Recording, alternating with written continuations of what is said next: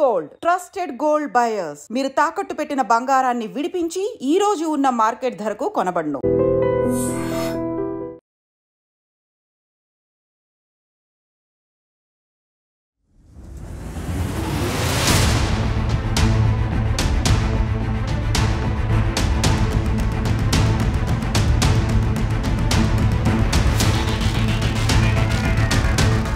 అనుమానమే పెనుభూతమైంది.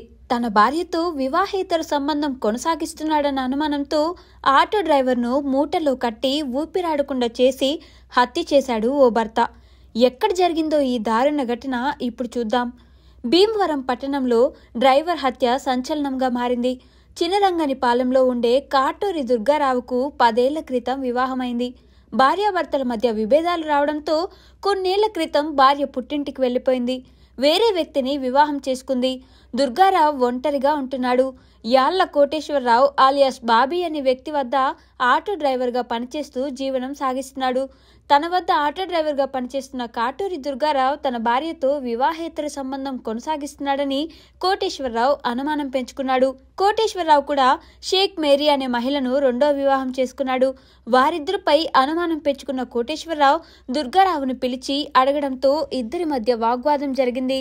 దుర్గారావు తాను అలాంటి వాడిని కాదని నచ్చజెప్పాడు. అయినా కూడా బాబీ కక్ష పెంచుకున్నాడు. యాళ్ల బాబీ సొంత ఊరు డాక్టర్ బిఆర్ అంబేద్కర్ కోనసీమ జిల్లా వెదిరేశ్వరం. దుర్గారావును అక్కడికి తీసుకువెళ్లి బెదిరించి ఏదో ఒకటి చేయాలని బాబీ నిర్ణయించుకున్నాడు. ఈ నెల 4వ తేదీన దుర్గారావును బాబీ పని ఉందని ఇంటికి తీసుకువెళ్లాడు. అక్కడ బాబీ, అతడి భార్య మేరీ, వారి 16 ఏళ్ల కుమారుడు కలిసి దుర్గారావుపై దాడి చేశారు. దుర్గారావుకు తీవ్ర గాయాలు కావడంతో వెదిరేశ్వరం తీసుకెళ్లి బెదిరించాలని చూశాడు. దుర్గారావు కాళ్ళు, చేతులు, నోరు కట్టి గోనె సంచిలో మూటగట్టారు. అనంతరం బాబీ, అతని కుమారుడు కలిసి ఆటోలో వెదిరేశ్వరం తీసుకెళ్లేందుకు బయలుదేరారు. మార్గమధ్యంలో దుర్గారావు కదులుతూ ఉండడంతో సంచిని మరింత గట్టిగా తాడుతో కట్టేశారు. వెదిరేశ్వరం వెళ్లేసరికి దుర్గారావు మృతి చెందాడని నిర్ధారించారు. ఏం చేయాలో తోచని స్థితిలో తండ్రి కొడుకులు దుర్గారావు మృతదేహాన్ని అదే ఆటోలో రావులపాలెం రూరల్ పోలీస్ స్టేషన్ పరిధిలో జొన్నాడ కాలువలో మృతదేహాన్ని విసిరివేశారు. అనంతరం ఏమీ తెలియనట్లు తండ్రి కొడుకులు వెనక్కి వచ్చేశారు. అయితే దుర్గారావు ఈ నెల 4 నుంచి కనిపించకపోవడంతో అతడి సోదరుడు నాగరాజు అన్ని చోట్ల వెతికాడు. ఆచూకీ లభ్యం కాకపోవడంతో ఈ నెల 21న యాళ్ల బాబీపై అనుమానం వ్యక్తం చేస్తూ 1 టౌన్ పోలీసులకు ఫిర్యాదు చేశారు. కేసు నమోదు చేసిన పోలీసులు వారి కోణంలో దర్యాప్తు ప్రారంభించారు. బాబీ, అతడి భార్య మేరీ, వారి కుమారుడిని అదుపులోకి తీసుకుని విచారించారు. దీంతో పోలీసులు జొన్నాడ కాలువలో కుళ్లిపోయి ఉన్న మృతదేహాన్ని వెలికితీశారు.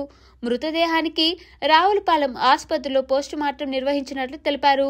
తన వద్ద పనిచేసిన యువకుడిపై అనుమానం పెంచుకున్న బాబీ ఇలా చేయడంపై పలువురు ఆవేదన వ్యక్తం చేశారు. గురువారం రాత్రి దుర్గారావు బంధువులు, స్నేహితులు పోలీస్ స్టేషన్ వద్ద నిందితులను కఠినంగా శిక్షించాలంటూ ధర్నాకు కూడా దిగారు. కేసు దర్యాప్తు చేసినట్లు పోలీసులు వెల్లడించారు. ఏది ఏమైనా అనుమానం ఓ అమాయకుడిని బలి తీసుకుంది.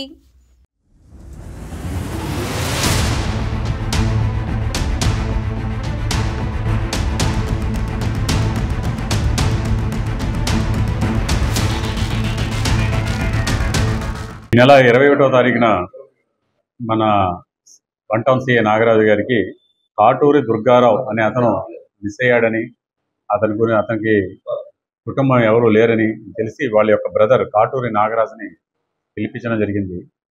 పిలిపిస్తే అతను తన అన్న 4వ తారీఖు నుంచి కనపట్లేదని, అలాగే ఆ రోజు వాళ్ళ ఓనర్ గారైన ఎల్లా కోటేశ్వర ఎలియాస్ బాబీ వాళ్ళ కొడుకు షేక్ జానీ వచ్చి తీసుకెళ్లారని చెప్పాడు.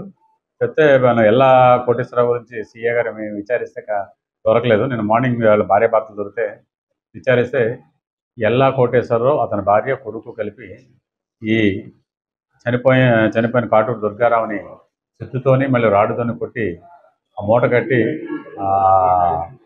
వాళ్ళ దగ్గర ఉన్న ఆటోలో తీసుకువెళ్ళారని కన్ఫెస్ చేశాడు.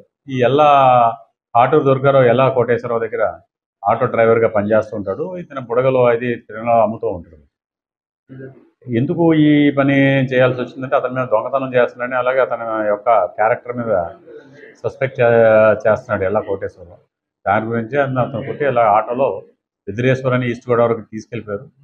అక్కడ వేరే సంచిలో పెడదామని కొనేసరికి ఇంకా కదులుతుంటే మళ్ళీ అతను ఆటోకి కొట్టి చంపి వేరే మూటలోకి కట్టి అక్కడ జొన్నాడ ఆలమూరు దగ్గర జొన్నాడ దగ్గర ఉన్న కాలువలో ఆ కాలువలో ఈ యొక్క మూట కట్టి పడేశారు. మనకి నన్ను కన్ఫెస్ చేసిన దాని ప్రకారం ఆ కోటేశ్వరరావు వెళ్ళి ఆ యొక్క చనిపోయిన డెడ్ బాడీని చూపించాడు.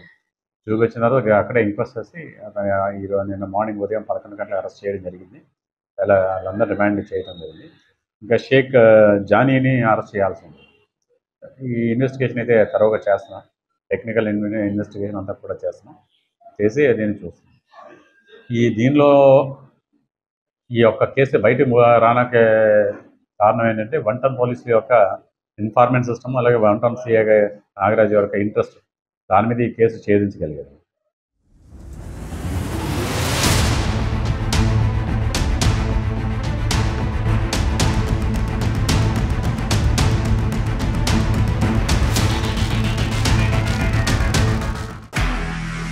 నిజంగా ప్రస్తుతం ఉన్నటువంటి సమాజం దేనికి ప్రయారిటీ ఇస్తుంది? ఆర్థిక సంబంధాల చుట్టూ మాత్రమే తిరుగుతోంది. మళ్ళీ ఎన్నికలంగానే చాలా విరక్తి కలుగుతాం.